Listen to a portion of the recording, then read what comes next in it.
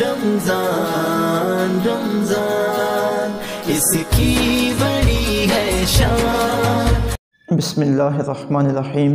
رب اشرح لی صدری ویسر لی امری واحلل عقدۃ من لسانی یفقہوا قولی۔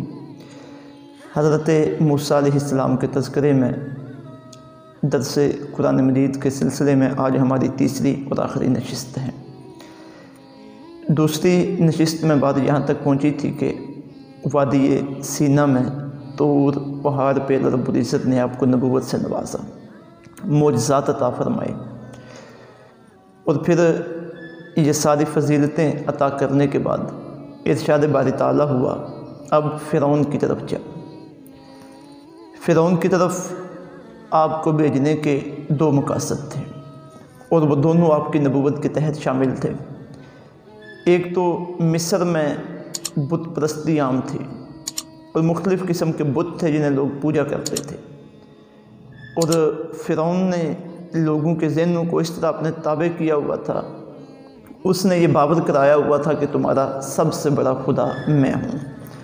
تو ایک تو آپ کا وہاں جانے کا مقصد بت پرستی سے، کفر سے، شرک سے اور فرعون کی غلامی سے لوگوں کو نجات دلوانا تھا، اور دوسرا آپ کا مقصد آپ کی اپنی قوم بنی اسرائیل جو صدیوں سے فرعون مصر کی غلامی میں چلی آ رہی تھی، آپ کے ذمہ اللہ رب العزت نے یہ بھی لگایا کہ آپ نے اپنی قوم کو ایک پلیٹ فارم پہ اکٹھا کرنا ہے اور انہیں غلامی سے نجات دلا کے دوبارہ اپنے آبائی وطن فلسطین میں جا کے انہیں آباد کرنا ہے۔ تو جب نبوت بھی عطا ہوئی، معجزات بھی ملے، اور پھر آپ نے جو دعائیں مانگی تھی، اللہ میری زبان کو کھول دے، میری بات فصیح و بلیغ ہو جائے، اور میرے ساتھ معاونت کے طور پہ میرے بھائی ہارون کو میرا وزیر بنا دے، تو یہ ساری عطائیں اللہ رب العزت کی طرف سے جب ہو گئیں تو پھر ارشاد باری تعالیٰ ہوا۔ سورہ طٰہٰ کی آیت نمبر 43 سے اس بات کا آغاز ہو رہا ہے۔ فرمایا اذهبا الی فرعون انہ طغیٰ، تم دونوں فرعون کی طرف بڑھو، فرعون کی طرف جاؤ، انہ طغیٰ، بے شک وہ بہت سرکش ہو چکا ہے۔ فقولا لہ قولا لینا، تو تم دونوں اس سے نرم لہجے میں بات کرنا، لعلہ یتذکر، اس امید پر کہ وہ نصیحت حاصل کرے، او یخشا، یا برے انجام کا خوف کھائے۔ اب یہ پہلی مرتبہ جا رہے تھے فرعون کے پاس، اور پھر فرعون جس طاقت کے نشے میں چور تھا اور جو تکبر اس کے اندر موجود تھا، اب وہاں اندیشہ تھا کہ اگر کچھ سخت لہجے میں بات کی جاتی تو اسے بات کی سمجھ نہ آتی اور انا پرستی آڑے آ جاتی اس کی، تو فرمایا گیا کہ نرم لہجے میں بات کرنا۔ جتنے بھی مبلغین دین ہیں، مبلغین اسلام ہیں، اور انبیاء کرام علیہم السلام ہوئے ہیں، ابتداً انہیں یہی تلقین رہی کہ جسے بھی دین کی دعوت دینی ہے، دین کی تبلیغ کرنی ہے، اپنائیت کے انداز میں کرنی ہے، نرمی کے انداز میں اس کے ساتھ بات کرنی ہے، کہ اسے محسوس ہو کہ یہ میرا خیر خواہ ہے۔ جس طرح پہلے انبیاء کرام علیہم السلام کے تذکرے میں کثرت کے ساتھ یہ بات گزر چکی کہ انبیاء کرام اپنی قوموں کو کہتے تھے کہ انا لکم ناصح امین، میں تمہارے لیے تمہارا خیر خواہ بھی ہوں اور تمہارے معاملے میں امانت دار بھی ہوں۔ تو یہی آج کے مبلغین کے لیے بھی طریقہ ہے کہ جہاں بھی دین کی دعوت لے کے جائیں، اس طرح اپنائیت کے انداز میں انہیں دعوت پیش کریں کہ لوگ سمجھیں کہ یہ مبلغ ہمارا خیر خواہ ہے اور ہماری بہتری کا پیغام ہمارے پاس لے کے آیا ہے۔ جب اللہ رب العزت کی طرف سے یہ آرڈر ہوا تو آگے سے دونوں بزرگ عرض کرنے لگے، قالا، ان دونوں نے عرض کی، ربنا، اے ہمارے رب، اننا نخاف ان یفرط علینا، بے شک ہمیں اندیشہ ہے کہ وہ ہم پر دست درازی کرے گا، او ان یطغی، یا انتہائی شرارت سے ہمارے ساتھ پیش آئے گا۔ یہ ایک اندیشہ تھا جو انہوں نے اللہ رب العزت کی بارگاہ میں پیش کیا، کیونکہ وہ جانتے تھے جو فرعون کا انداز تھا اور اس کی جو عادات تھی۔ قالا، تو اللہ رب العزت نے ارشاد فرمایا، لا تخافا، تم دونوں خوف نہ کھاؤ، اننی معکما، بے شک میں تمہارے ساتھ ہوں، اسمع و ارا، میں سنتا ہوں اور دیکھتا ہوں۔ اے موسیٰ، اے ہارون، تمہیں پریشان ہونے کی ضرورت نہیں ہے، تمہارا ہر عمل میری نگاہ رحمت کے سامنے ہے۔ فآتیاہ، پس تم اس کے پاس جاؤ، فقولا، پھر تم دونوں وہاں جا کے کہو کہ انا رسول ربک، ہم تیرے پاس رب کے بھیجے ہوئے ہیں، فارسل معنا بنی اسرائیل، تو تو ہمارے ساتھ بنی اسرائیل کو بھیج دے، یعنی بنی اسرائیل کو آزاد کر دے۔ وَلَا تُعَذِّبْهُمْ، اور انہیں مشقت میں نہ ڈالے رکھ۔ قَدْ جِئْنَاكَ بِآيَاتٍ مِّن رَّبِّكَ، ہم تیرے رب کی طرف سے نشانی کے ساتھ آئے ہیں۔ وَالسَّلَامُ عَلَىٰ مَنِ اتَّبَعَ الْهُدَىٰ، اور سلام ہو اس پر جس نے ہدایت کی پیروی کی۔ اِنَّا قَدْ أُوحِيَ إِلَيْنَا، بے شک ہم پر وحی کی گئی ہے کہ أَنَّ الْعَذَابَ عَلَىٰ مَنْ كَذَّبَ وَتَوَلَّىٰ، اس پر جس نے حق کو جھٹلایا اور روگردانی کی۔ یہ خطبہ حضرت موسیٰ علیہ السلام نے اور حضرت ہارون نے فرعون کے دربار میں دیا۔ دو باتیں اس میں بیان کی، ایک ہم اللہ کے بھیجے ہوئے رسول ہیں، اور دوسرا ہم بنی اسرائیل کو آزاد کروانے کے لیے آئے ہیں۔ اور تیسری ساتھ بات انہوں نے آخرت کے حوالے سے یہ بھی کہہ دی کہ آخرت کا جو امتحان ہے اور آخرت کا جو میدان قائم ہونے والا ہے، وہاں اس بندے کو عذاب ہوگا جو اللہ کے حکم کو جھٹلانے والا ہے اور اللہ کے حکم کی تکذیب کرنے والا ہے۔ دعوت بھی دے دی اور اپنے مقاصد سے بھی اسے آگاہ کر دیا۔ اب فرعون نے یک جب یہ بات دیکھی کہ یہ ہماری ہی غلام قوم کے لوگ ہیں اور میرے پاس اتنا بڑا پیغام لے کے آگے ہیں، تو اس نے سوال کیا۔ سوال اس کا کیا تھا؟ قال، فرعون بولا، فَمَن رَبُّكُمَا یا موسیٰ، اے موسیٰ تم دونوں کا رب کون ہے؟ قال، تو حضرت موسیٰ علیہ السلام نے فرمایا، ربنا، ہمارا رب وہ ہے الذی اعطا کل شیء، جس نے ہر چیز کو وجود اعطا کل شیء، عطا کیا ہر چیز کو، خلقہ، اس کا وجود، ثم ہدا، پھر اس کی ہدایت کا انتظام کیا۔ تو یہ اللہ رب العزت کا تعارف کروایا حضرت موسیٰ علیہ السلام نے کہ ہمارا رب وہ ہے جس نے ہر چیز کو پیدا کی ہے، جس نے ہر چیز کو ہدایت عطا کی ہے۔ ہم اسی رب کو ماننے والے ہیں اور اسی رب کی توحید کا علم بلند کرنے والے ہیں، اور اسی رب کا پیغام ہم تیرے پاس لے کے آئے ہیں۔ یہ حضرت موسیٰ علیہ السلام اور حضرت ہارون کی فرعون کے دربار میں یہ پہلا ان کا خطاب تھا۔ تو جس طرح پہلے بھی عرض کیا گیا کہ قرآن پاک واقعات کو تفصیل کے ساتھ تاریخی انداز میں بیان نہیں کرتا بلکہ ہدایت کے پہلو لیتا ہے۔ جس طرح دیکھا ہم نے کہ کوہ طور میں جب اللہ رب العزت نے نبوت عطا کی تو وہاں حضرت موسیٰ علیہ السلام اکیلے ہیں۔ پھر آگے جو خطاب ہوا کہ فرعون کے دربار میں جاؤ تو وہاں دونوں سے خطاب ہو گیا۔ تو اسے یہ بات واضح ہوتی ہے کہ یہ باتیں جب طور سے آپ وادی سینا سے آپ واپس مصر میں آگے ہیں تو پھر اس کے بعد کی یہ باتیں ہیں۔ تو فرعون کے دربار میں بڑی ہلچل بھی مچی اس بات سے، اور ایک طرف آپ کی جو قوم بنی اسرائیل تھی وہ آپ کی طرف مائل ہو رہی تھی، اور پھر مائل ہونے والوں میں سے بھی بعض ایسے تھے جن کی طرف سے آپ کو مشقتوں کا سامنا کرنا پڑ رہا تھا۔ لوگ مان بھی رہے تھے اور آپ کے لیے پریشانی بھی بنا رہے تھے، اور پھر فرعون کے ساتھ آپ کے گاہے گاہے مکالمات چلتے رہتے تھے۔ وقت گزرتا گیا اور فرعون نے اپنی جھوٹی خدائی کو بچانے کے لیے اور اپنی بادشاہی کو بچانے کے لیے عورتوں سے کوئی بس نہ چل پڑا۔ اس نے آپ پہ یہ الزام لگایا کہ یہ معاذ اللہ دونوں بھائی جادوگر ہیں۔ تو جب یہ بات اس نے سامنے وہ لے کے آیا کہ یہ جادوگر ہیں، تو اس نے کہا کہ ان کے ساتھ ہم اپنے جادوگروں کا مقابلہ کراتے ہیں۔ تو پھر ایک وقت آیا کہ حضرت موسیٰ علیہ السلام نے بھی ان کے چیلنج کو قبول کیا کہ تم اگر مجھے جادوگر سمجھتے ہو، میں جادوگر تو نہیں ہوں، اللہ کا نبی ہوں، تو لے آؤ تم اپنے جادوگروں کو، دودھ کا دودھ اور پانی کا پانی ہو جائے گا۔ تو پھر یہ ایک بڑا فیصلہ کن معرکہ پیش آیا جو جادوگروں کے ساتھ حضرت موسیٰ علیہ السلام کا مقابلہ ہوا۔ قرآن مجید میں متعدد مقامات پہ اسے بیان کیا گیا۔ سورہ الاعراف شریف سے چند آیات طیبات اس حوالے سے میں آپ کی خدمت میں پیش کر رہا ہوں۔ آیت نمبر 6 سے 106 سے یہ سلسلہ شروع ہو رہا ہے۔ جب یہ معاملہ طے ہو گیا تو فرعون نے اپنے کرندوں کو بھیجا، ہتکاروں کو بھیجا کہ فلاں تاریخ جس دن ہمارا قومی میلہ لگتا ہے اس دن فلاں میدان میں سارے لوگوں کو اکٹھا کرو، اور وہاں ہمارے جادوگر موسیٰ کے ساتھ مقابلہ کریں گے، اور اس کے جادو کا جو بید ہے وہ کھل جائے گا۔ تو اب وہ دن آ گیا، اور اس دن سارے کے سارے جادوگر جو فرعون کو جن کے اوپر پورا اعتماد تھا وہ سارے اکٹھے ہوئے، اور حضرت موسیٰ علیہ السلام اللہ رب العزت کے رسول کے طور پہ ان کے مقابلے کے لیے وہاں پہ تشریف فرما ہو گئے۔ اب جب میدان سج گیا جادوگر فرعون کے وہاں پہ موجود ہیں تو مقابلہ ہونے لگا. تو قالوا یا موسیٰ، آیہ نمبر 115، قالوا یا موسیٰ، وہ جادوگر عرض کرنے لگے اے موسیٰ اما ان تلقیا، کیا تم پہلے لاؤ جو لانا چاہتے ہو، و اما ان نکون نحن الملکین، یا پھر ہم پھینکتے ہیں. یعنی انہوں نے کہا کہ تم جو اپنا فن دکھانا چاہتے ہو پہلے تم دکھاؤ گے یا ہم دکھائیں؟ تو قال القوا، حضرت موسیٰ علیہ السلام نے فرمایا کہ تم ہی پہلے ڈالو. فلما القوا، تو جب انہوں نے اپنا کرتب دکھایا، جو انہوں نے پھینکنا تھا پھینکا، یعنی رسیاں، تو سحروا اعین الناس، تو انہوں نے لوگوں کی آنکھوں پہ جادو کر لیا. واسترہبوہم، اور ان سب کو ڈرایا. وجاؤوا بسحر عظیم، اور وہ بہت بڑا جادو لے کے آئے. اب یہ وہ جو جادو لے کے آئے تھے، انہوں نے اپنی رسیاں پھینکی اور رسیاں لوگوں کے سامنے بھاگتے ہوئے سانپ بن گئیں. اب لوگ ڈرے بھی اور حیران و پریشان بھی ہوئے کہ واہ کمال ہے، ہمارے جادوگر جو موسیٰ کے مقابلے میں آئے تھے اتنا غالب آ گئے ہیں.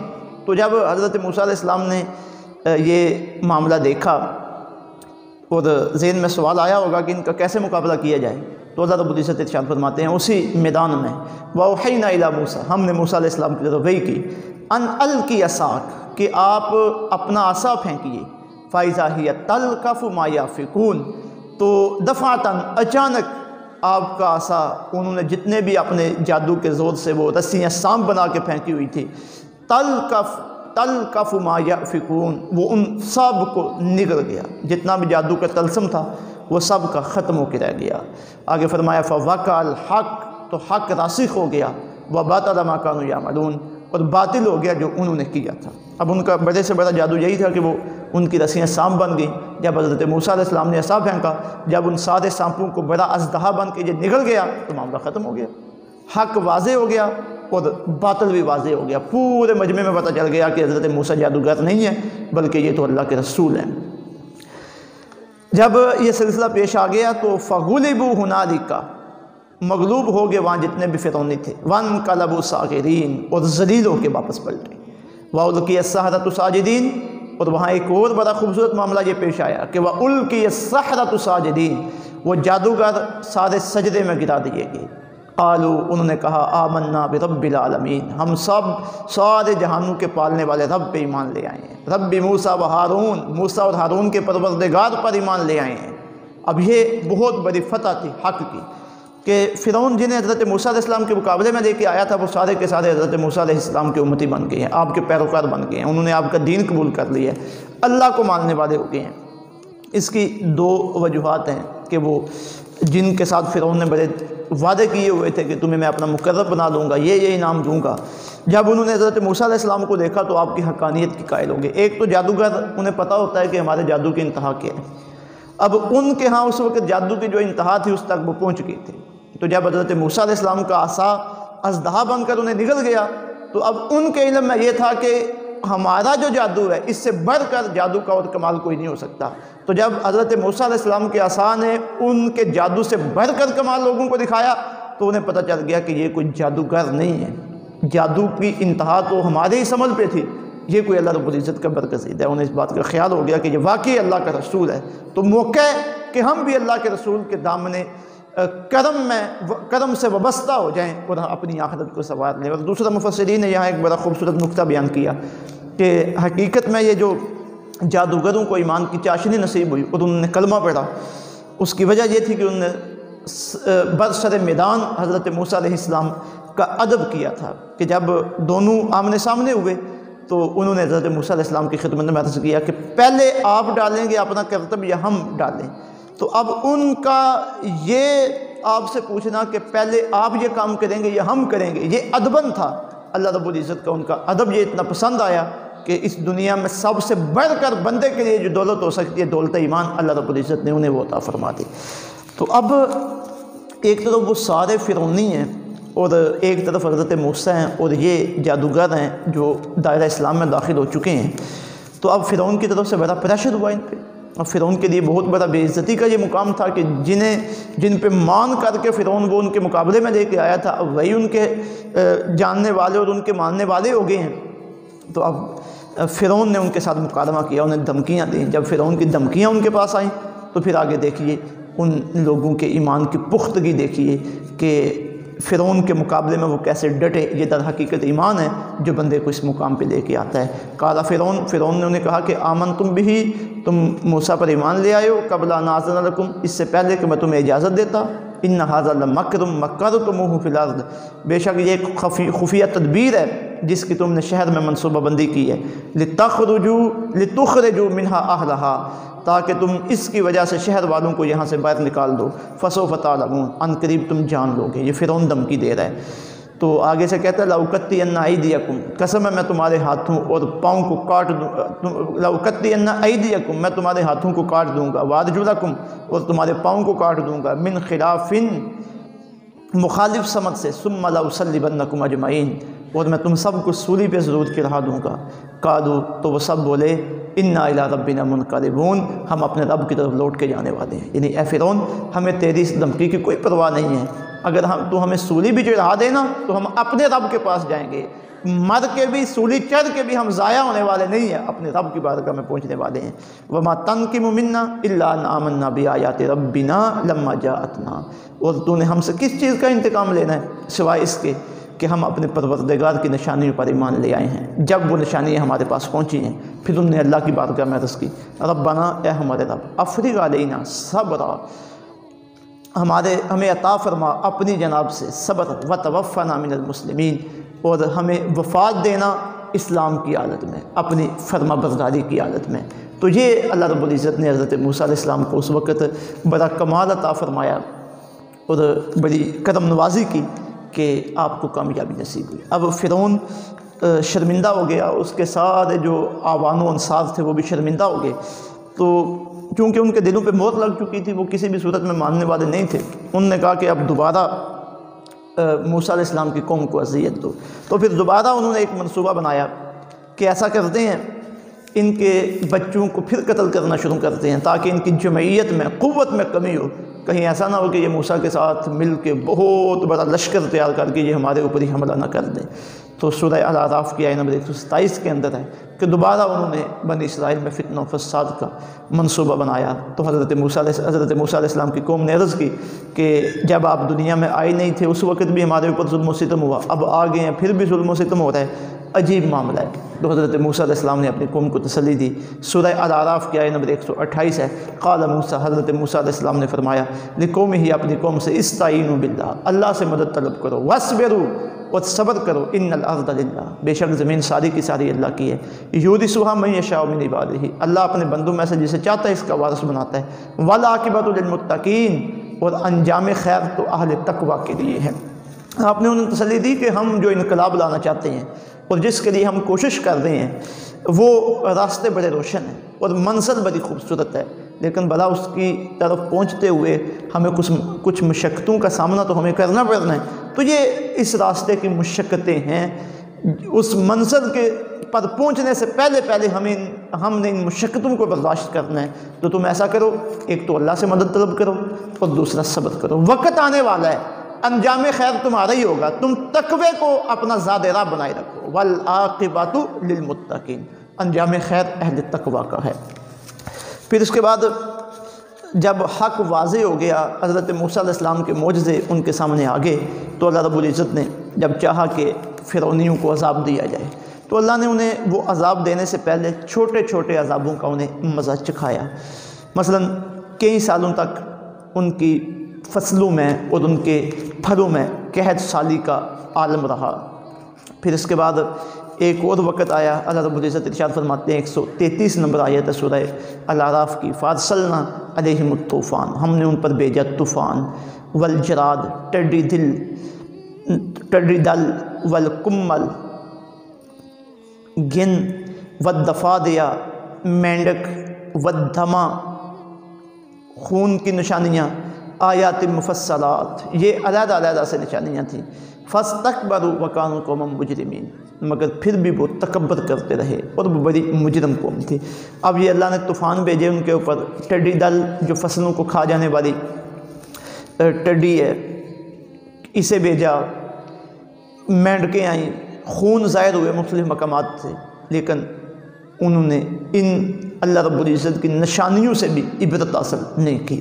پھر ایک وقت ایسا آ گیا کہ ادھر اللہ رب العزت کے حکم کے تابع رہتے ہوئے حضرت موسیٰ علیہ السلام نے جو قوم بنی اسرائیل کی ذہن سازی کی اور عظیم انقلاب کے لیے بڑی مشقتیں اٹھانے کے بعد انہیں تیار کیا. یہ تقریباً 6 لاکھ کے قریب لوگ تھے اور ادھر فرعون بار بار اس کے ارادے نیست و نابود ہوتے جا رہے تھے. تو ایک وقت آیا اللہ رب العزت نے حضرت موسیٰ علیہ السلام سے فرمایا کہ رات کے پچھلے پہر میں تم نے اپنی ساری قوم بنی اسرائیل کو اکٹھا کر کے فلسطین کی طرف چلے جانا ہے. تو آپ نے ایسا ہی کیا. اور پھر جہاں دیکھیں نا کہ 6 لاکھ کے قریب تقریباً مفسرین نے لکھا ہے کہ اس وقت قوم بنی اسرائیل کے افراد تھے. تو اب ان سارے لوگوں کو ایک پلیٹ فارم پہ اکٹھا کرنا یہ کوئی آسان کام نہیں ہے. جو حضرت موسیٰ علیہ السلام نے اور حضرت ہارون علیہ السلام نے اس فرعون کی ظالم سلطنت میں رہتے ہوئے اسے سر انجام دیا. اس سے اندازہ ہو سکتا ہے کہ آپ نے کتنی محنت کی، کتنی مشقت کی اس کام کے معاملے میں. اور جب اللہ رب العزت کا آرڈر آ گیا کہ اے موسیٰ تم نے اپنی اس قوم کو لے کر فلاں وقت میں یہاں سے چلے جانا ہے، تو پھر اس وقت اللہ رب العزت کی مدد کیسے شامل حال ہوئی. قرآن مجید میں سورہ الشعراء کی آیت نمبر 51 سے میں اس کا تذکرہ آپ کے سامنے کر رہا ہوں. تو فرمایا وَأَوْحَيْنَا إِلَىٰ موسیٰ، ہم نے موسیٰ علیہ السلام کی طرف وحی کی ان اسر بعبادی کہ رات میں ہی تم میرے بندوں کو لے کر نکل پڑو انکم متبعون، اور یاد رکھنا بے شک تمہارا تعاقب بھی کیا جائے گا. حساس ہو کے نکلنا، فرعون اور اس کے لشکری آپ کے پیچھے بھی آئیں گے. فَأَرْسَلَ فِرْعَوْنُ فِي الْمَدَائِنِ، تو فرعون نے تمام شہروں میں اپنی افرادی قوت جمع کرنے کے لیے اپنے آدمی بھیج دیے، حاشرین اپنی قوت کو جمع کرنے کے لیے. جب فرعون کو پتہ چلا کہ بنی اسرائیل کے سارے لوگ یہاں سے نکل گئے ہیں تو اس نے فوری اپنے بندے بھیجے کہ جتنے بھی ہماری قوت ہے فوج ہے وہ ساری کی ساری جمع کی جائے، اور ساتھ ہی لوگوں کو تسلی دی کہ پریشان ہونے کی ضرورت نہیں ہے، بس تم ہمت کرو. جن لوگوں کا تم نے مقابلہ کرنا ہے، جن کے پیچھے جانا ہے نا، ان ہؤلاء لشرذمۃ قلیل، بے شک یہ چند نفوس پر مشتمل ایک گروہ ہے. وانہم لنا لغائظون، یقیناً انہوں نے ہمیں ناخوش کر رکھا ہے، یعنی ہمیں ستایا، انہوں نے پریشانیاں بنائی ہیں ان لوگوں نے ہمارے لیے. وَإِنَّا لَجَمِيعٌ حَاذِرُونَ، اور یقیناً ہم سب نے ان سے چکنا اور محتاط رہنا ہے. فَأَخْرَجَهُمْ فِي جَنَّاتٍ وَعُيُونٍ، اللہ فرماتے ہیں پھر ہم نے انہیں باہر نکال دیا باغوں، جنات وعیون، باغوں اور چشموں سے. یعنی فرعون اور اس کی قوم بڑے امن کے ساتھ ملک مصر میں آزادی کے ساتھ رہ رہے تھے، لیکن انہوں نے حضرت موسیٰ کی بات نہیں مانی، اللہ رب العزت کے حکم کا مقابلہ کیا. پھر اب یہ وقت آ گیا ہے، وہ فائنل وقت، فیصلہ کن وقت، جب حضرت موسیٰ اور آپ کی قوم کو آزادی نصیب ہو رہی ہے اور انجام خیر ہو رہا ہے ان کا، اور فرعونیوں پہ اللہ کا فائنل عذاب آنے والا ہے. تو اللہ فرماتے ہیں اس سے پہلے ہم انہیں نکال کے لے آئے باغوں اور چشموں سے، وَكُنُوزٍ، اور خزانوں سے، وَمَقَامٍ کریم، اور باوقار رہنے کی جگہوں سے. کذالک، اور اسی طرح وَأَوْرَثْنَاهَا بنی اسرائیل، ہم نے بنی اسرائیل کو ان سب چیزوں کا وارث بنا دیا. فَاتَّبَعُوهُمْ مُشْرِكِينَ، تو انہوں نے دن چڑھے ان کا تعاقب کیا. یعنی ادھر سورج نکل رہا تھا، سورج کے طلوع ہونے کا وقت تھا، قوم بنی اسرائیل آگے ہیں اور فرعون اور اس کا لشکر قوم بنی اسرائیل کے پیچھے آ گیا.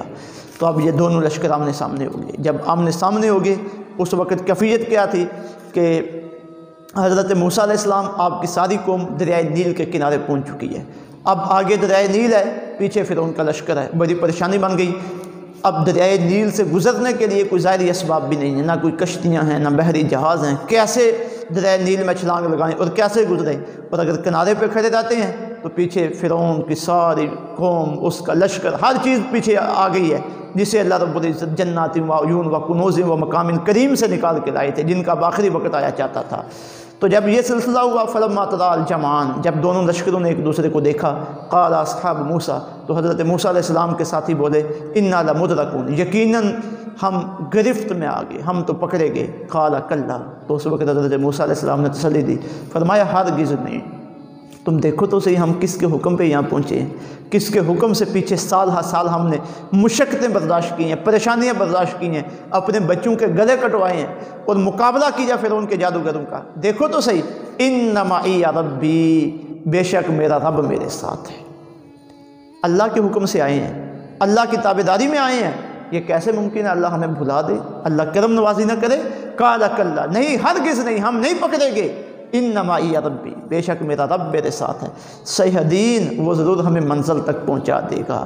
تو جب حضرت موسیٰ علیہ السلام نے اس عزم کا اظہار کیا، اللہ پر یقین کا اظہار کرتے ہوئے اپنی قوم کو تسلی دی، تو اللہ فرماتے ہیں فَأَوْحَيْنَا إِلَىٰ موسیٰ، ہم نے موسیٰ علیہ السلام کی طرف وحی کی، أَنِ اضْرِب بِعَصَاكَ الْحَجَرَ، کہ اپنا وہ عصا سمندر پر مارو، وہی عصا جو سانپ اژدہا بنا تھا، وہی عصا جس سے حضرت موسیٰ علیہ السلام اپنی بکریوں کے لیے پتے جاڑتے تھے، جس سے اور کئی کام کرتے تھے، جسے اس دن اللہ نے کہا تھا القہا یا موسیٰ، موسیٰ اپنے عصا کو زمین پہ ڈالو، اللہ نے فرمایا یہی عصا اس پانی کے اوپر مارو۔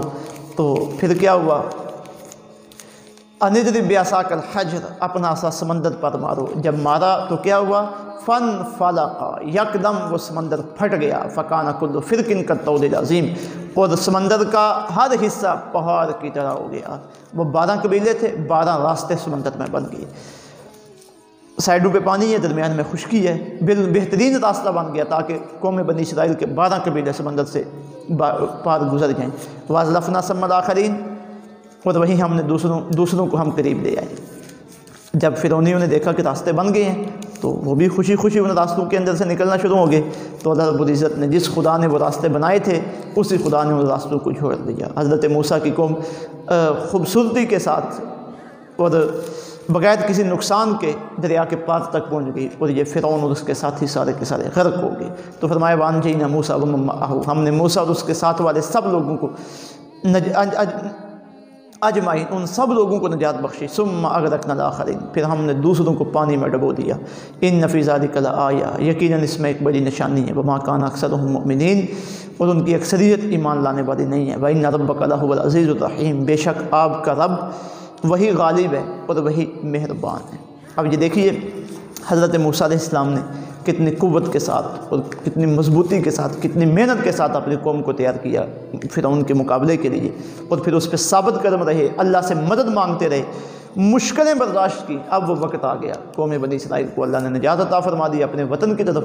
فرعونی سارے کے سارے غرق ہو گئے، جو ان کے دشمن تھے، اللہ کے دشمن تھے، اللہ کے نافرمان تھے۔ تو یہ بڑی کامیابی تھی حضرت موسیٰ علیہ السلام کی۔ پھر اس کے بعد آپ کی قوم چلی ہے فلسطین کی طرف، راستے میں میدان طیب میں ایک لمبے عرصے تک وہ وہاں پہ موجود رہے۔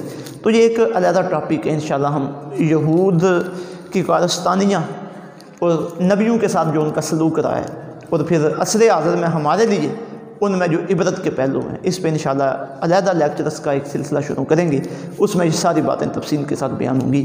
تو اس سے ہمیں حضرت موسیٰ علیہ السلام کی زندگی کا ایک سرسری جائزہ، آپ کی استقامت، اللہ کے ساتھ آپ کا تعلق، آپ نے اپنے لوگوں کی تربیت کیسے کی، اور باطل کا مقابلہ آپ نے کیسے ڈٹ کے کیا، اور حق کیسے واضح ہوا آپ کے ہاتھوں سے، یہ ساری باتیں ہمارے سامنے آ جاتی ہیں۔ تو جب میدان طیب میں 40 سال تک وہ وہاں پہ رہے، تو اسی دوران حضرت موسیٰ علیہ السلام کا انتقال ہو گیا۔ اللہ رب العزت ہمارے اوپر آپ کے صدقے کرم نوازی فرمائے، اور ہمیں بھی آپ کا فیضان عطا فرمائے۔ تو آپ کا یہ جو واقعہ ہے سارا، اس کے اندر عصر حاضر میں ہمارے لیے جو اسباق ہیں ایک سرسری نظر آپ ہم ان کی طرف ڈالتے ہیں۔ سب سے پہلی بات یہ کہ حضرت موسیٰ علیہ السلام کا واقعہ، آپ کا جو فرعون کے ساتھ کشمکش ہوئی، یہ در حقیقت حق اور باطل کی کشمکش ہے۔ قرآن پاک میں اتنی تفصیل کے ساتھ اس کا ذکر بھی اسی لیے کیا گیا کہ آقا علیہ السلام جب دعوت و تبلیغ کا علم لے کے کھڑے ہوئے ہیں، تو آپ کی بھی مشرکین مکہ کے ساتھ، اس وقت کے یہودیوں کے ساتھ، عیسائیوں کے ساتھ آپ کا بھی ایک کشمکش کا سلسلہ شروع ہوا۔ تو اللہ رب العزت نے حضرت موسیٰ علیہ السلام کی ساری داستان کشمکش کو بیان کیا تاکہ آقا علیہ السلام اور اہل ایمان کے لیے ان میں رہنمائی موجود ہو۔ آج بھی افرادی سطح پہ، تنظیمی سطح پہ، جماعتی سطح پہ جتنے بھی لوگ پوری دنیا میں اہل ایمان باطل کے مقابلے میں کھڑے ہیں، حضرت موسیٰ علیہ السلام کی اس داستان حیات کا ایک ایک لفظ انہیں زیادہ راہ فراہم کرتا ہے، ایک ایک واقعہ ان کے لیے رہنما ہے، اور وہ انہیں بتاتا ہے کہ باطل کے مقابلے میں کھڑے کیسے ہونا ہے، مقابلہ کیسے کرنا ہے، اور اپنے لوگوں کی تربیت کیسے کرنی ہے، اور اپنی تربیت کیسے کرنی ہے۔ یہ سارے کا سارا مواد زیادہ راہ کے طور پہ اہل ایمان کے لیے حضرت موسیٰ علیہ السلام کی اس واقعہ میں موجود ہے، جو قرآن مجید کے ایک بہت بڑے حصے میں پھیلا ہوا ہے۔ دوسری بات اس سے پتہ چلتا ہے کہ اہل حق کو مصائب پہ صبر کرنا چاہیے، اور جب بندہ صبر کرے، تقویٰ اختیار کرے، تو والعاقبۃ للمتقین، انجام خیر وہ اہل تقویٰ کا ہوتا ہے۔ تو یہ ساری زندگی میں ہمیں نظر دورانی چاہیے کہاں کہاں ہمیں صبر کی ضرورت ہے۔ تیسری بات توکلت علی اللہ، اللہ پر بھروسہ۔ حضرت موسیٰ نے بڑی مشقتیں برداشت کی، آپ اللہ پر توکل کر کے لگے رہے اور پھر اپنی قوم کو بھی اللہ پہ توکل کا کہتے رہے، اور پھر سب سے بڑھ کر جب سامنے دریائے نیل ہے، پیچھے فرعون کی قوم ہے، تو لوگ پریشان ہوئے کہ اب تو پکڑے گے، تو اس وقت بھی آپ کا توکل علی اللہ پورے عروج پہ تھا۔ آپ نے فرمایا ان معی ربی، بے شک میرا رب میرے ساتھ ہے، سیہدین، وہ ضرور مجھے ہدایت کرے گا، مجھے منزل تک پہنچائے گا۔ پھر توکل علی اللہ کا معاملہ جو ثمر اس وقت سامنے آیا وہ ہم سب نے دیکھا کہ اللہ نے دریا میں، پانی میں خشک راستے بنا دیے، وہ نکل گئے۔ یہ توکل علی اللہ کا ثمر تھا۔ لیکن یہاں دیکھنا بھی یہ ہے کہ توکل اس وقت کیا جاتا ہے جب بندے کے پلے کچھ ہو، بندے کی پیچھے محنت ہو۔ آج اگر دریا نے راستے چھوڑے ہیں تو پیچھے ایک لمبے عرصے کی حضرت موسیٰ علیہ السلام کی محنت موجود ہے۔ تو آقا علیہ السلام کا بھی ارشاد گرامی ہے کہ پہلے اونٹ کو باندھ پھر اللہ پہ توکل، مطلب یہ کہ پہلے کچھ محنت کرو، جو محنت اور مشقت کی جاتی ہے کسی کام عمل تک پہنچنے کے لیے، تو پہلے وہ ہونی چاہیے، پھر اس کا نتیجہ جو ہے وہ اللہ پہ چھوڑ دینا چاہیے۔ ہم نے جو کرنا تھا کر دیا ہے، اب اللہ رب العزت اس کے بہتر انجام تک ہمیں پہنچانے والا ہے۔ ایک اور بات سامنے آئی، ایمان کی لذت۔ جب ایمان کی لذت بندے کو آ جائے تو پھر کوئی بھی دنیا کی چیز بندے کو رائے حق سے ہٹا نہیں سکتی۔ جس طرح وہ فرعون کے جادوگر جب ایمان لے آئے، فرعون نے کہا میں تمہیں سولی پہ چڑھا دوں گا، تو انہوں نے ببانگ دہل کہا کہ تو مار ہی سکتا ہے نا، تو ہمیں یقین ہے کہ مرنے کے بعد ہم نے اپنے رب کی بارگاہ میں حاضر ہوں۔ تو یہ سارے معاملات ہوتے ہیں ایمان کی لذت کی وجہ سے۔ اللہ ہمیں لذت ایمانی عطا فرمائے۔ اور ایک اور بات یہ سامنے آتی ہے کہ غلامی کی زندگی یہ قوموں کے لیے بہت بڑی ہلاکت کا سبب ہوتی ہے۔ یہ جذبات کو، احساسات کو، سوچ کو کچل کے رکھ دیتی ہے۔ تو حضرت موسیٰ علیہ السلام کی قوم کا یہ واقعہ ہمیں یہ درس دیتا ہے کہ اہل ایمان جہاں کہیں بھی ہوں، کہیں بھی غلامی کی زندگی پسند نہ کریں۔ حق و باطل کی چاہے وہاں انہیں کشمکش کا راستہ بھی اختیار کرنا پڑے، آزادی کی زندگی اختیار کریں، آزاد ہو کے اس دنیا میں جئیں۔ غلامی ہے تو صرف اللہ کی۔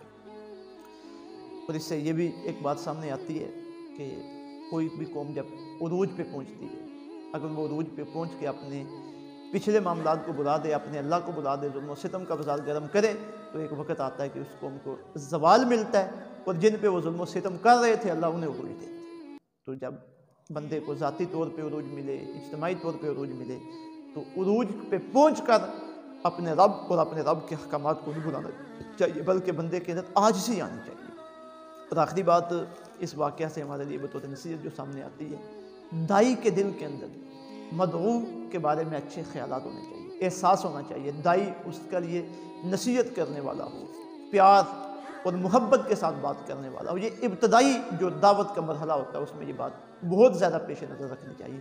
جس طرح اللہ رب العزت نے حضرت موسیٰ علیہ السلام کو فرمایا کہ فَقُولَ لَهُ قَوْلًا لَيِّنًا لَعَلَّهُ يَتَذَكَّرُ أَوْ يَخْشَىٰ، تم جا رہے ہو تو وہاں جا کے نرم بات کرنا۔ یہ ساری باتیں ہماری انفرادی طور پر لوگوں کے لیے، تنظیموں کے لیے، جماعتوں کے لیے، حکومتوں کے لیے اور عروج یافتہ لوگوں کے لیے، داعین کے لیے، مبلغین کے لیے، جو لوگ کہیں پہ غلامی کی زندگی بسر کر رہے ہیں ان کے لیے، اور پھر جن کی باطل کے ساتھ کشمکش چل رہی ہے ان کے لیے، یہ سارے حضرت موسیٰ اور قوم بنی اسرائیل کے واقعات میں بڑی عبرتیں ہیں، حکمتیں ہیں، تعلیمات ہیں، نصیحت کے پہلو ہیں۔ اللہ رب العزت سمجھ کر عمل پیرا ہونے کی توفیق عطا فرمائے۔ السلام علیکم ورحمۃ اللہ۔